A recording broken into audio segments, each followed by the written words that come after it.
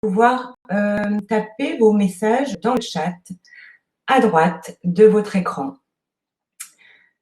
Je vais prendre 5 minutes avec vous. J'espère que vous allez bien, vous vous portez bien, pour vous poser quelques questions, le temps de laisser à tout le monde le temps de rejoindre la salle de conférence. Donc, je vous propose une petite enquête rapide. Vous allez voir, vous allez pouvoir y répondre en direct. Et je nous laisse 5 minutes. Merci si vous pouvez déjà répondre à cette enquête.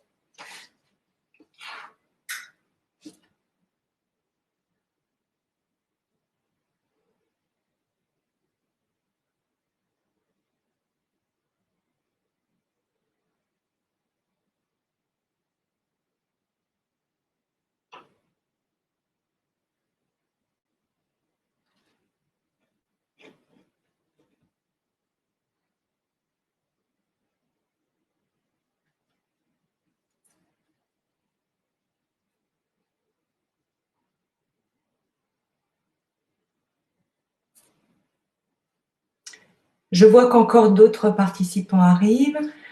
Je laisse encore 5 minutes à tout le monde pour nous rejoindre. Vous êtes très nombreux aujourd'hui et je vous en remercie. Donc, pour les nouveaux arrivés, eh bien, je vous laisse, si vous le souhaitez, remplir l'enquête qui est en cours de diffusion sur vos écrans.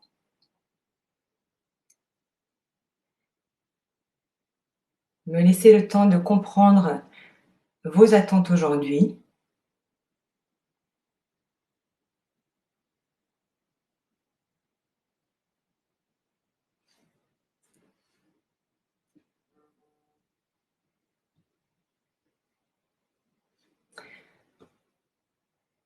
Confirmez-moi si vous m'entendez bien dans le chatbot, si le son est bon, s'il n'y a pas de grésillement.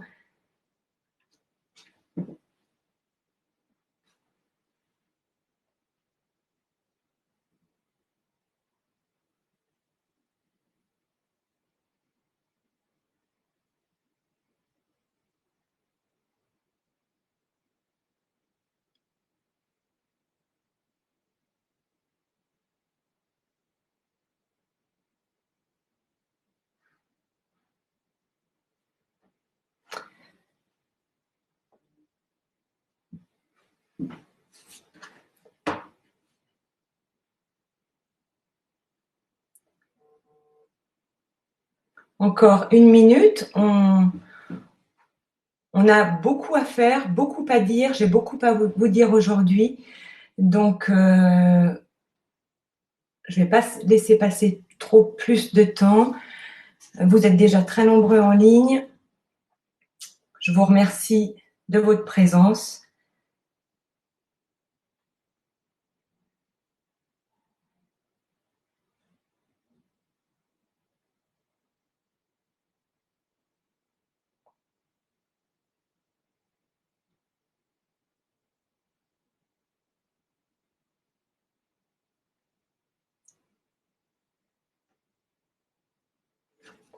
Allez, 30 secondes et on va pouvoir démarrer.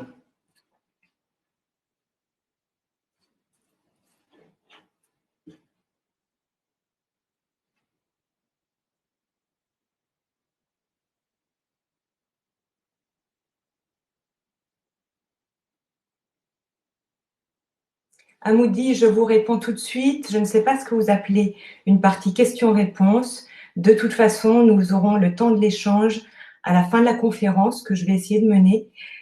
Tambour battant, je sais que vous avez plein de questions.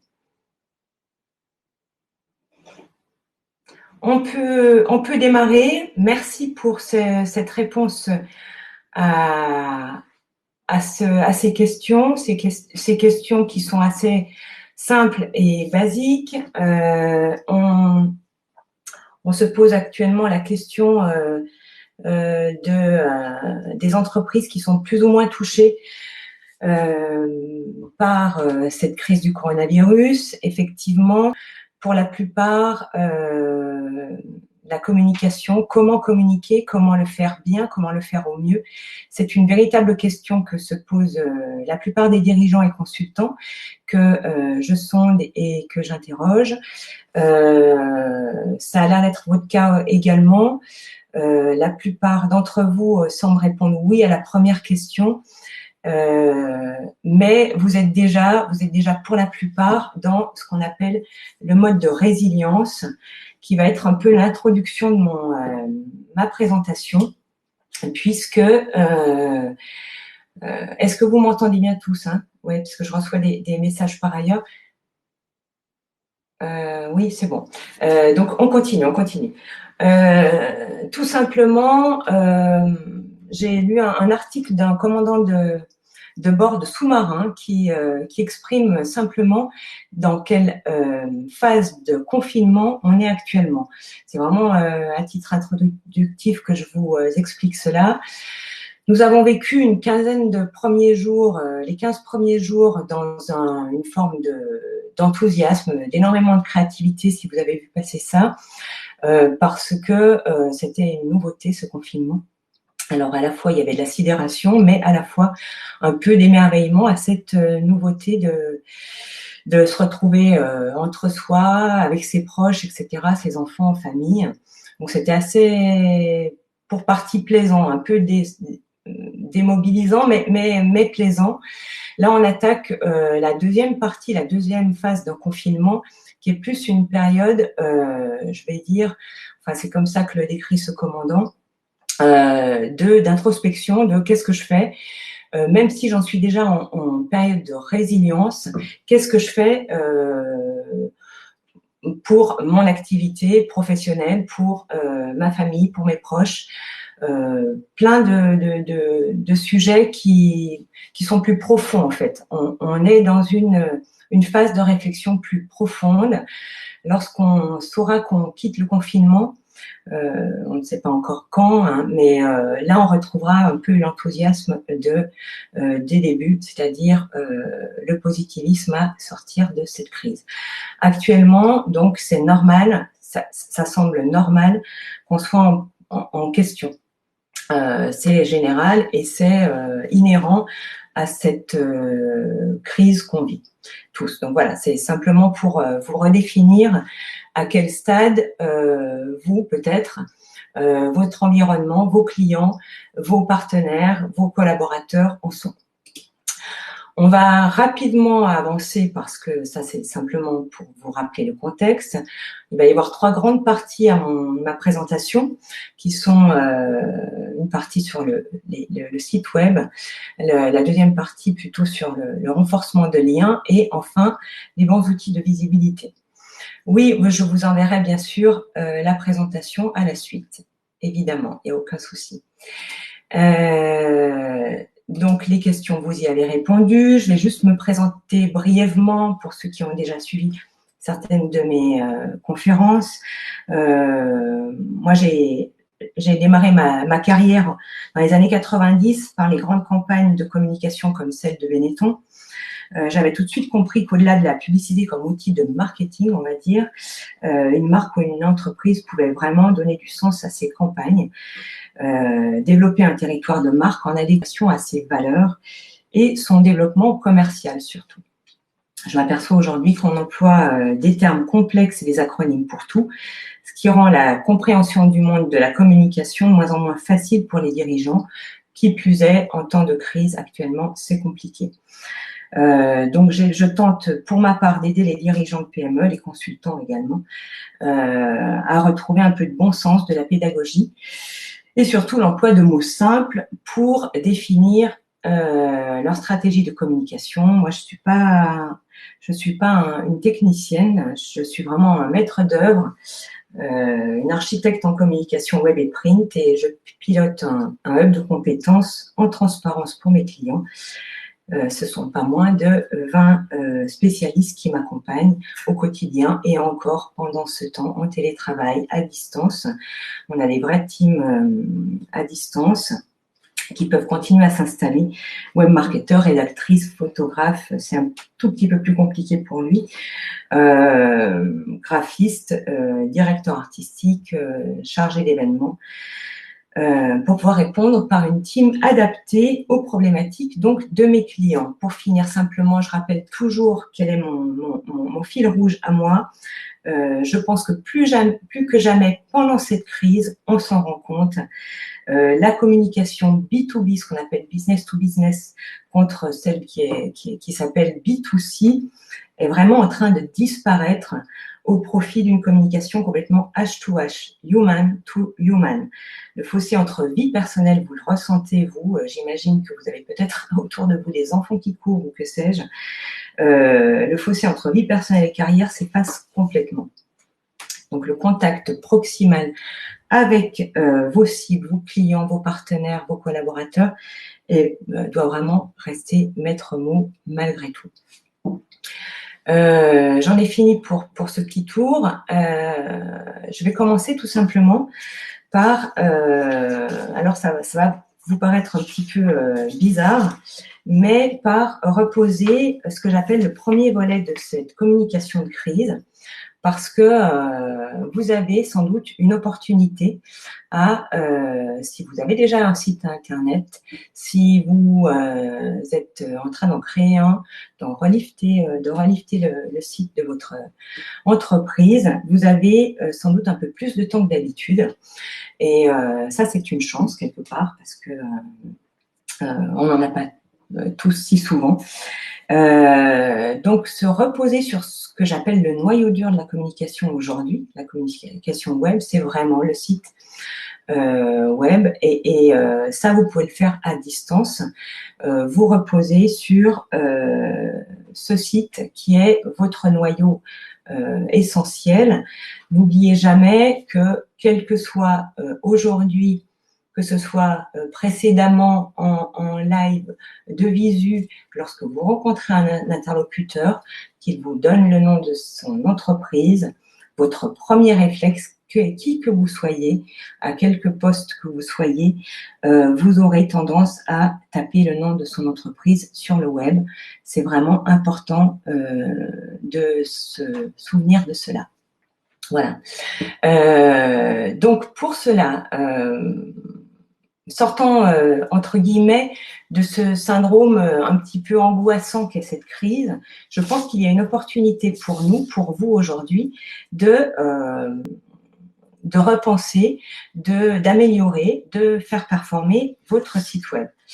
Je rentre tout de suite dans le vif du sujet, c'est-à-dire que vous avez deux postures, enfin, vous êtes dans deux états.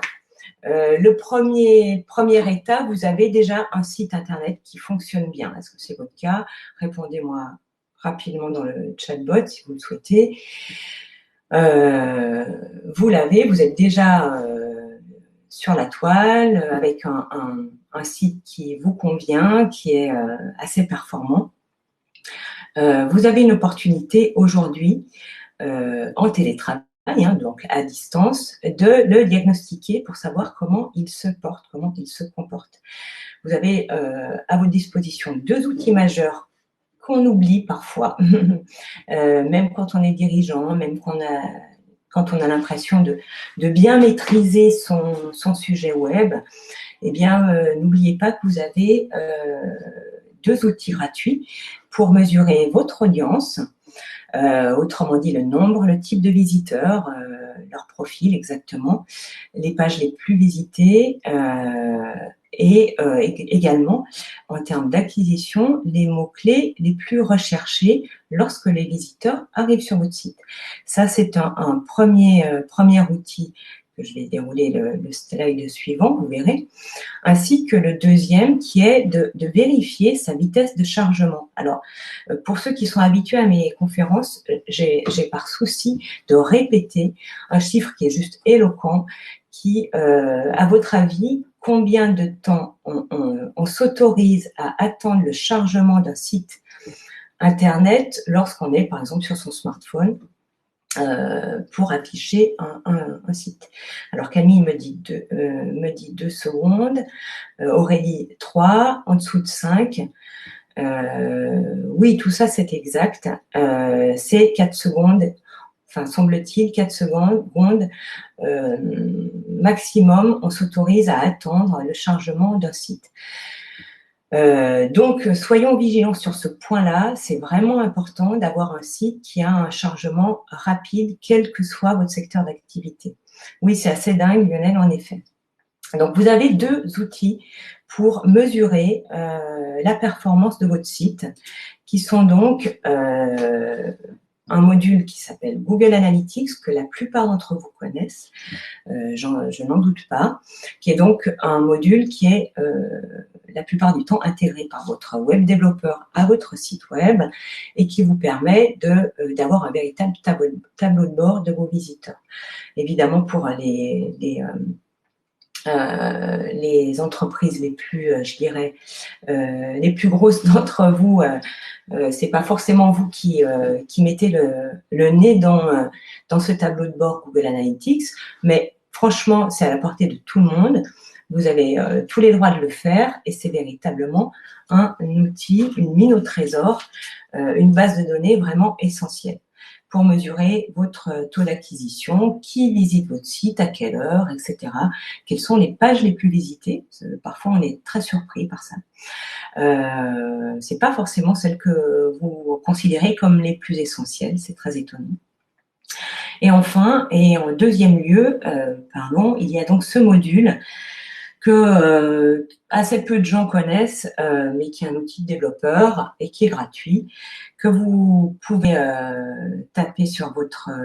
c'est une petite application sur laquelle vous rentrez, donc qui s'appelle Page Speed Insights, qui est un outil gratuit pour connaître en fait les points d'amélioration de la vitesse de chargement de vos pages. Ça vous donne une performance sur 100. Donc, vous avez tout simplement, eh bien, je suis à 50, 60% de performance sur smartphone, à 75, 95% de performance sur un ordinateur. N'oubliez pas de considérer vraiment qu'est-ce qui se passe sur un smartphone. Si vous êtes à 7% de vitesse de chargement, aïe aïe aïe, regardez ce qui vous est recommandé. Souvent, je ne vais pas vous mentir, souvent ce qui est le plus flagrant, c'est le poids des images. Donc là, il faut que vous reveniez vers votre web développeur pour que le poids des images, des vidéos soient vraiment optimisés pour l'usage sur smartphone, sur tablette, etc. D'accord? Donc vous avez ici même déjà pour, je dirais, non pas occuper votre temps, mais assurer les fondamentaux que sont ceux de votre site internet, 2 modules gratuits que vous pouvez utiliser pour améliorer votre communication et votre visibilité sur le web. Je continue parce que j'ai beaucoup d'éléments à vous donner. Vous verrez, il y aura un temps de questions à la suite, ne vous inquiétez pas.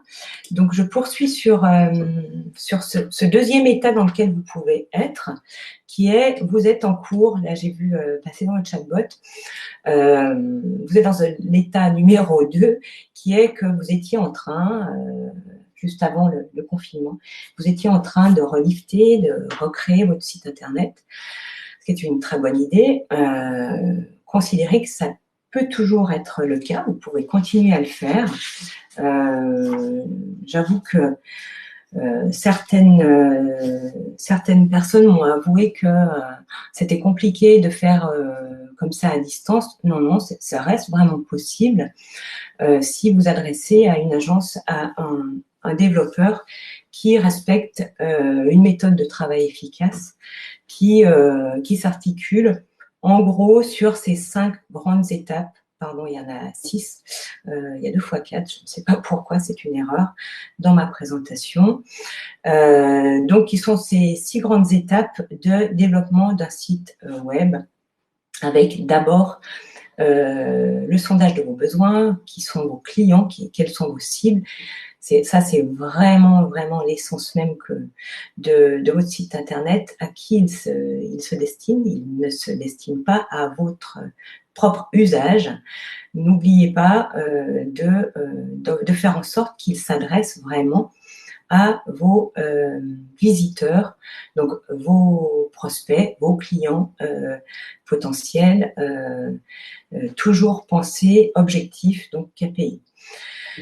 Le budget sera forcément établi sur une arborescence co-construite avec votre agence et se mènera normalement, qui est pour moi un peu le nerf de la guerre, le wireframe, qui est donc ce que j'appelle le plan d'architecte à blanc, qui vous permet vraiment d'échanger sur comment je veux monter ma maison, en fait. Hein. C'est très simple, c'est dans ce plan à blanc, exigez-le vraiment de la part de votre agence. C'est vraiment ce qui vous permet de dire, non, moi j'ai besoin d'une buanderie à côté de la salle de bain parce que pour telle et telle raison, et donc d'un bouton qui renvoie à telle partie parce que c'est vraiment l'offre que je veux mettre en exergue. Ce plan à blanc, vraiment le wireframe, je ne sais pas si vous voyez à quoi il ressemble, c'est vraiment du linéaire. Il établit en avant-projet toutes les fonctionnalités et l'ergonomie de votre site. C'est vraiment indispensable. C'est comme si vous construisiez une maison sans plan d'archi. Enfin, c'est inconcevable. Donc ensuite, il y a la partie rédaction. La partie rédaction, j'ai par souci de rappeler que le référencement aujourd'hui, ce qu'on appelle le SEO, c'est-à-dire vraiment le référencement naturel qui met en exergue vos mots-clés, le jargon utilisé par vos internautes, vos visiteurs, soit vraiment mis en exergue. C'est des mots-clés qu'on retrouve également dans ce que je vous ai exprimé tout à l'heure sur Google Analytics. Si vous êtes dans l'univers, que sais-je, du bricolage, n'oubliez pas les mots qui sont vraiment l'usage de vos internautes. N'employez pas des mots compliqués lorsque le jargon de vos visiteurs et de vos clients est simple. Si c'est une vis à double écrou, je dis n'importe quoi, et c'est comme ça qu'on l'exprime, l'objet que vous vendez, non, n'employez pas des mots complexes et trop techniques. Enfin, évidemment, il y a la partie web design et le développement en open source ou avec un CMS, donc un moteur de développement propre à l'agence qui vous le produit. Simplement pour compléter cette partie-là que vous connaissez peut-être par cœur pour certains, et j'en suis désolée, mais cette conférence ne pouvait pas être, sur mesure. J'étais un petit peu obligée de rappeler ça. De rappeler également que quand vous créez votre site internet, tout ça peut être fait bien sûr 100% à distance, et que les invariants que j'ai pour habitude de rappeler sont ceux de Maître Google. 95% des usages et des requêtes sont faites sur ce moteur de recherche, également un petit peu sur Bing, mais avant tout sur Google, et que tous ces mots qui sont un peu obscurs, on peut en reparler par la suite, mais la responsivité, l'UX design, le SEO, le SIA, c'est des mots que vous simplement essayez de comprendre à quoi ils correspondent. C'est simplement du bon sens à chaque fois. C'est vraiment ce que je viens de vous dire, c'est-à-dire que quand je dis restez simple, pas trop d'animation, pensez à vos visiteurs, copiez les rois de la première page. Si vous vendez des outils de bricolage, allez voir ce que fait Monsieur Casto. Ne cherchez pas à avoir des mots techniques trop complexes lorsque vous nommez vos images, lorsque vous exprimez lorsque vous nommez un produit, si il s'appelle huile de paraffine pour je sais pas quoi, c'est pas un mot, un nom chimique que vous devez utiliser lorsque vous créez votre site, que vous nommez votre image, que vous nommez votre fiche produit. C'est vraiment très important. J'ai pour habitude de dire qu'il faut maximum 2 mois pour bien créer son site web. Tout dépend de quoi il s'agit. On est bien d'accord que si c'est un site e-commerce avec 5000 produits, ça sera beaucoup plus long.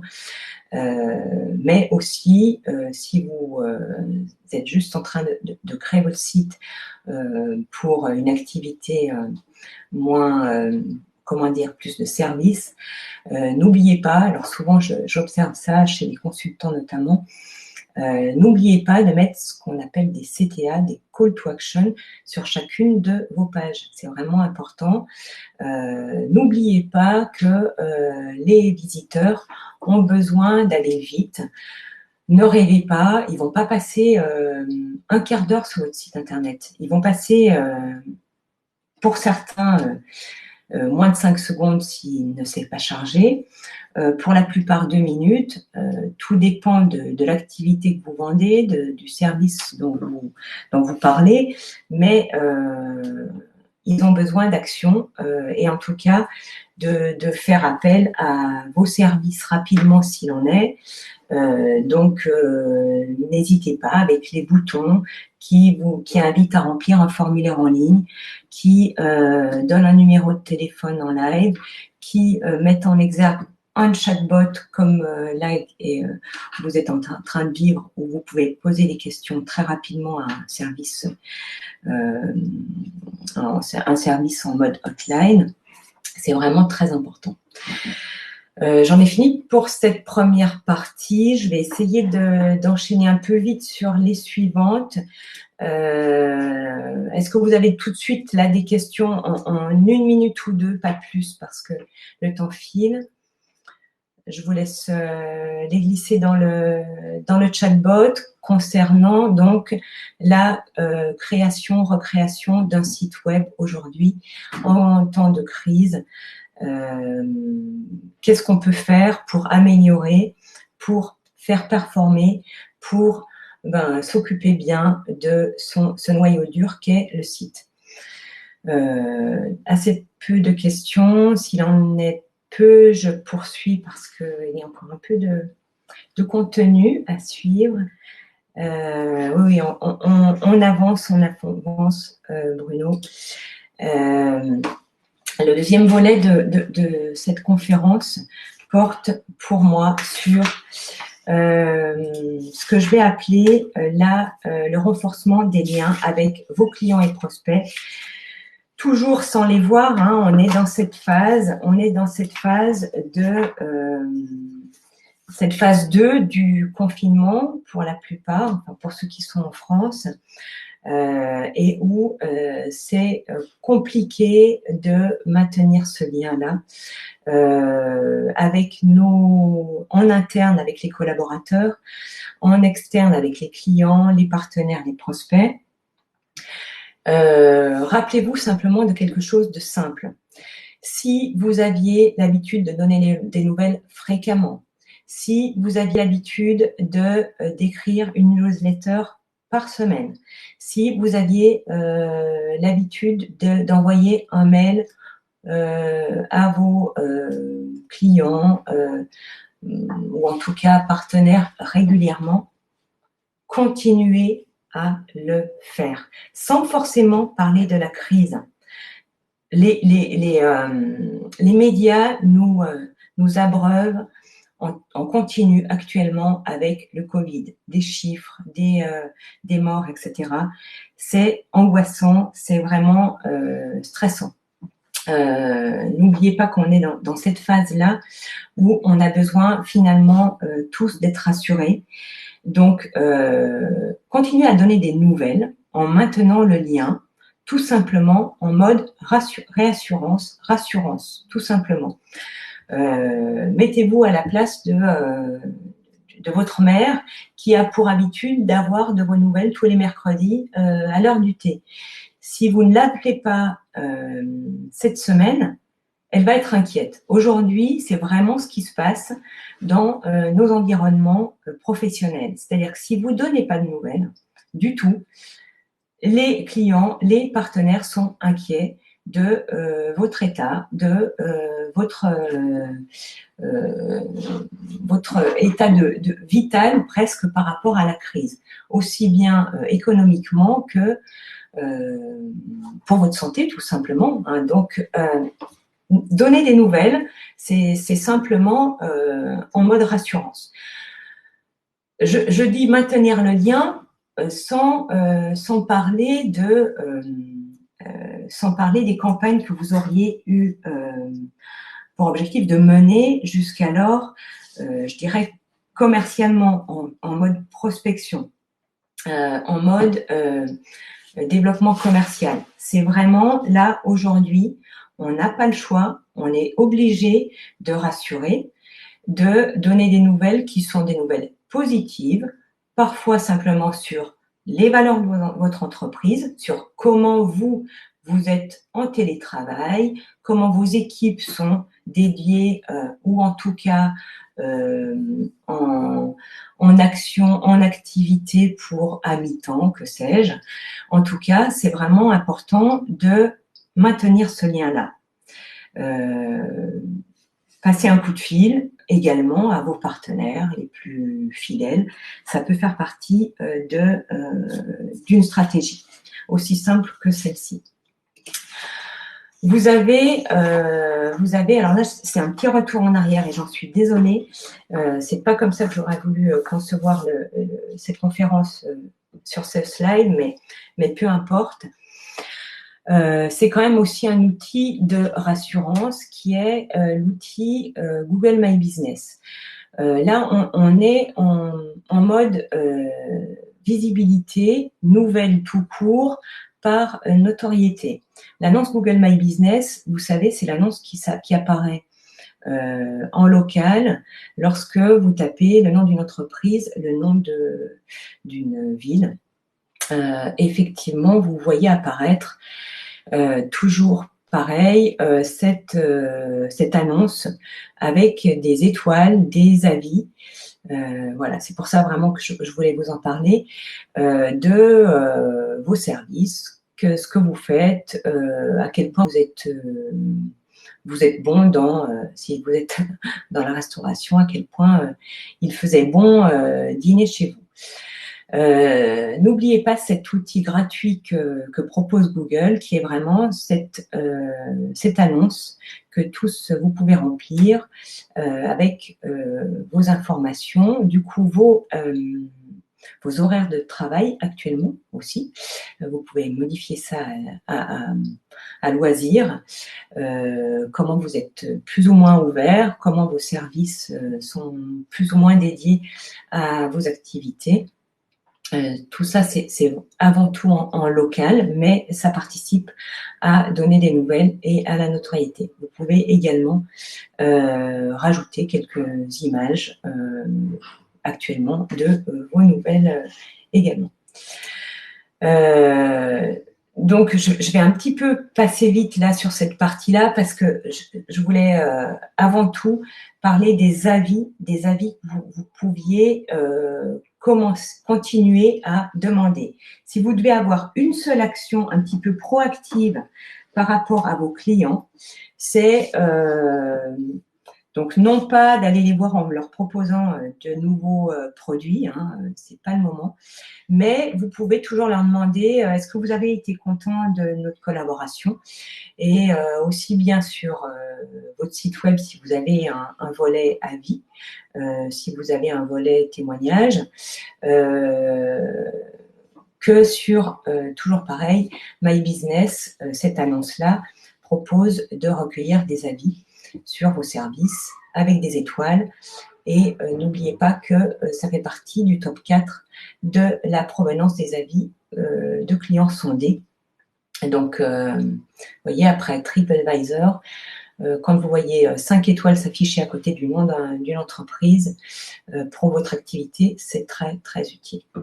Ça rassure, c'est toujours en mode rassurance vis-à-vis de ce qu'on vient d'exprimer en termes de communication de crise.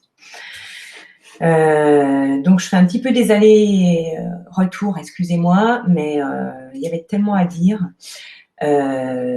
Donc, également, toujours sur ce volet rassurance, volet nouvelle, vous pouvez continuer à le faire, communiquer par le biais de newsletters. Si vous ne le faisiez pas, c'est le moment ou jamais.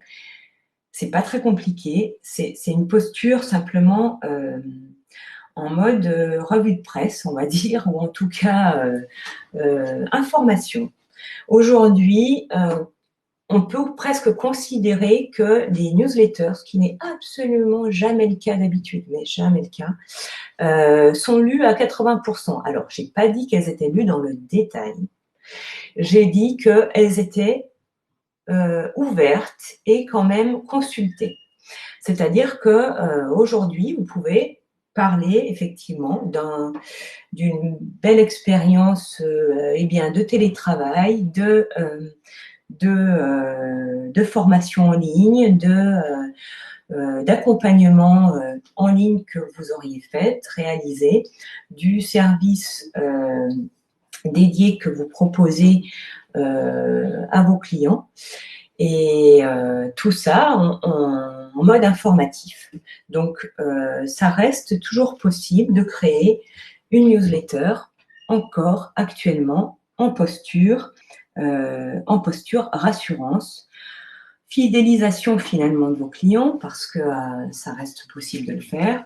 Et effectivement, ça maintient la confiance par le choix de bons mots, la transparence que vous pourriez avoir dans ce contexte. Voilà, donc la newsletter reste un bon outil actuellement. Je ne vous l'aurais pas dit en d'autres occasions, mais là, actuellement, ça peut rester un très bon outil de rassurance, de fidélisation et aussi d'écoute de vos clients.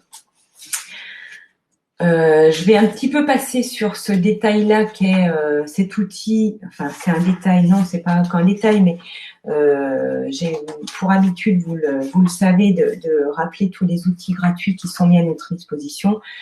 Mailchimp en est un pour concevoir votre newsletter, mais ça, effectivement, on peut en parler par la suite. J'ai moi-même oublié de vous rappeler que à la suite de cette conférence, je vous propose un audit gratuit au téléphone, par Skype ou ce que vous souhaitez, en prenant rendez-vous ici en haut du slide avec un module de prise de rendez-vous que vous pouvez annuler même dernière minute. Enfin, voilà, c'est très simple. On prend rendez-vous ensemble et puis on regarde un petit peu quelles sont les solutions qu'on peut apporter à votre problème du moment. Je vais terminer sur le dernier volet qui est évidemment, je pense que vous l'attendez tous, comment on continue à communiquer sur les réseaux sociaux. Alors, oui, je parle souvent de programmes relationnels, d'ambassadoriat.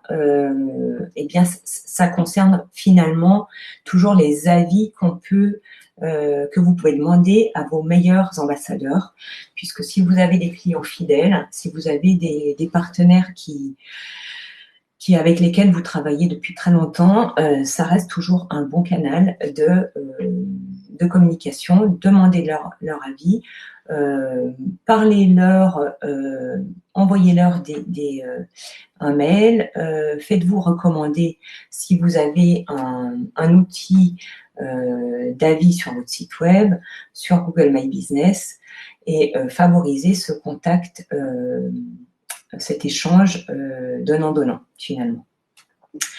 Ça m'amène à la dernière partie. J'essaye d'aller plus vite que prévu.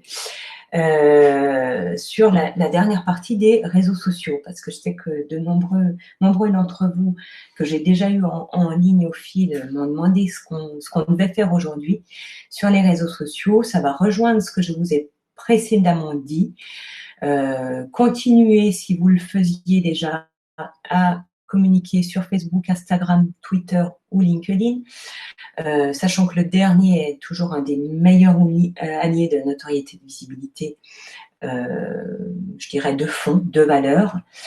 Mais Facebook, Instagram également. Twitter est vraiment inondé actuellement d'informations sur le Covid-19. Après, je ne connais pas, en fonction de votre secteur d'activité, vous saviez déjà le faire. Continuez à communiquer sur les réseaux sociaux avec ce fil rouge de la rassurance. Vous êtes, vous, entreprise Dupont, toujours en vie, en action, en activité. Ça, c'est vraiment tout ce qu'ils doivent entendre. Ne parlez pas du coronavirus. On en sait trop, on en sait beaucoup. C'est vraiment, je dirais, oppressant. Donc, ne le faites pas. Communiquez sur ce que vous avez bien fait précédemment, sur les services que vous avez mis à disposition de vos clients actuellement, mais toujours en mode rassurance. Le dernier tout petit point, et j'en aurai terminé, c'est vérifier quand vous êtes sur LinkedIn votre propre SSI, qui est donc le Social Selling Index, qui vous donne, qui qualifie et qui quantifie, on s'est pour la plupart d'entre vous rencontrés, on va dire, sur LinkedIn. Vérifiez votre propre SSI, c'est-à-dire votre niveau de crédibilité, de visibilité par rapport à vos confrères, vos propres réseaux. Il suffit de taper SSI LinkedIn, vous allez avoir accès à ce petit outil qui vous donne, comme finalement PageSpeed Insight, ce dont je vous parlais pour votre site internet, votre propre, je dirais, performance. Voilà. Je crois que j'en ai terminé avec cette conférence. J'ai essayé d'aller au plus vite, au mieux. Donc, en résumé et en communication de crise, si je pouvais résumer, le contact proximal avec vos cibles et vos clients doit rester le maître mot. Pour cela, votre fil rouge doit être la réassurance, la rassurance. Pas de vente, c'est pas le moment de faire de la prospection, ce que j'appelle dans le dur. Vous avez normalement en votre possession des outils médias déjà performants pour communiquer sur votre notoriété.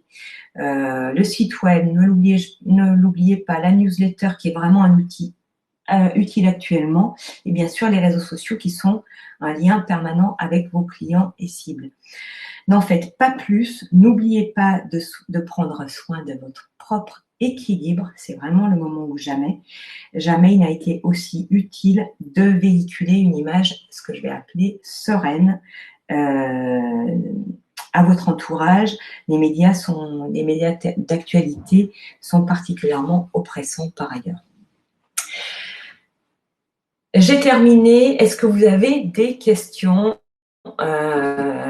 Vous pouvez déjà, si vous devez quitter la salle, prendre rendez-vous avec moi en tête de présentation, n'hésitez pas.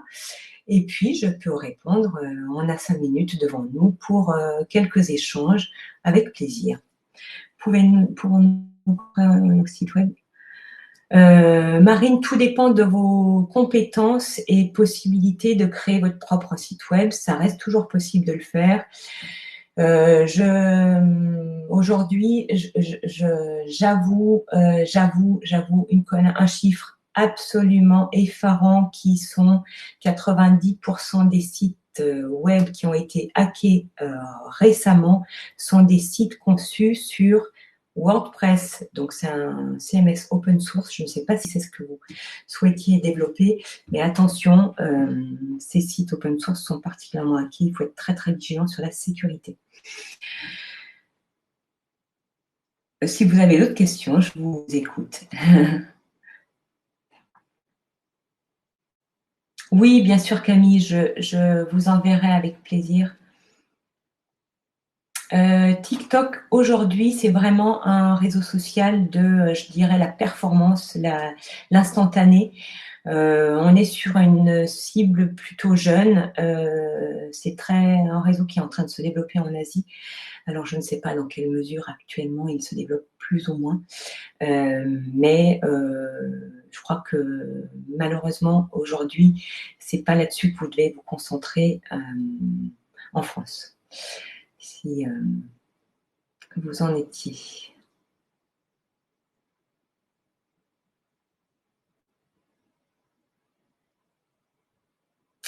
Alors, le rythme de com interne, il doit être très, très régulier. Je ne vais pas dire quotidien, mais la com interne, aujourd'hui, j'observe à quel point il y a des salariés, des collaborateurs qui sont démunis pour plein de raisons. Ils sont en confinement avec des enfants en bas âge. Ils ont des proches en mauvaise santé. Ils ont un manque de réseau, enfin, des défaillances dans leur accès réseau. L'interne prime sur l'externe, vraiment.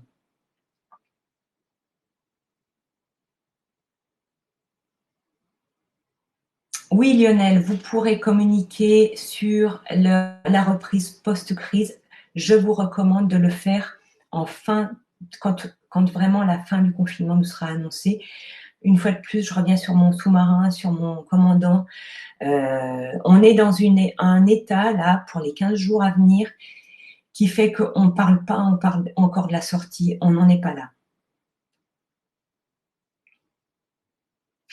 Le call to action, Marion, c'est simplement le bouton qui est présent, qui doit être présent sur toutes les pages de votre site pour inviter soit à recevoir une information, soit à commander en ligne. C'est voilà, c'est le petit bouton d'action. Alors, j'ai pas trop suivi. Chauffet, hors management direct, donc. Alors, management, je ne sais pas quel est votre métier, mais vous pouvez continuer à le faire, bien sûr, en direct, j'imagine, avec des coups de fil réguliers. Mais faire un mail collectif par le biais d'un outil comme Teams, comme Slack, de manière très générale, façon forum, échange, ça reste très, très bien. On est d'accord, Aura, ça sera à la fin qu'on parlera des actions futures. Vraiment, vraiment, là aujourd'hui, on est dans. Vous l'observez sur les réseaux sociaux, en début de confinement, il y avait énormément de blagues, il y avait beaucoup, beaucoup de créativité. C'est beaucoup moins le cas actuellement. On est plutôt sur des sujets profonds. Si vous analysez un petit peu de manière, avec un peu de prise de hauteur, la communication en ce moment. Oui. Non, enfin, vraiment, vous ne serez pas opportuniste si vous êtes rassurant, si vous êtes transparent par rapport à vos actions.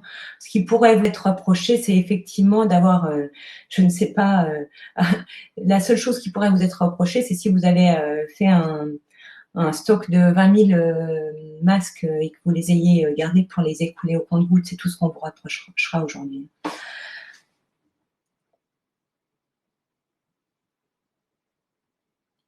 Oui, tout ce que vous pouvez donner à Moody actuellement à vos clients, donnez, vous recevrez plus tard.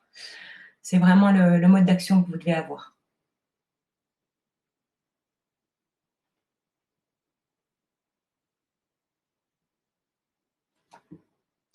Je vais devoir quitter la salle de conférence dans 3 minutes. Je vous laisse vous écrire vos dernières questions. Et si vous en avez d'autres, plein d'autres, prenons rendez-vous en ligne. Tout simplement, je vous réponds avec plaisir. Pour ceux qui nous quittent, je vous remercie 1000 fois de votre présence.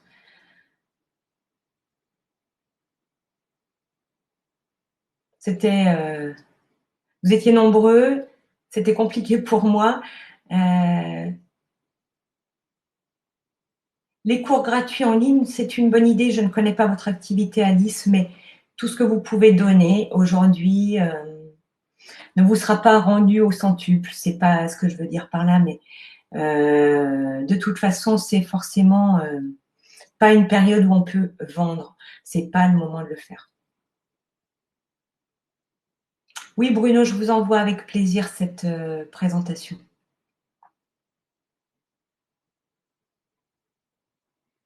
Encore 2 minutes et je vais devoir couper parce que je suis suivie de près par une autre conférence. Effectivement, elle se multiplie. J'en ai programmé une autre si votre entourage est intéressé. Je crois début mai, le 7 mai. Elle sera dans un autre contexte, je l'espère. Voilà.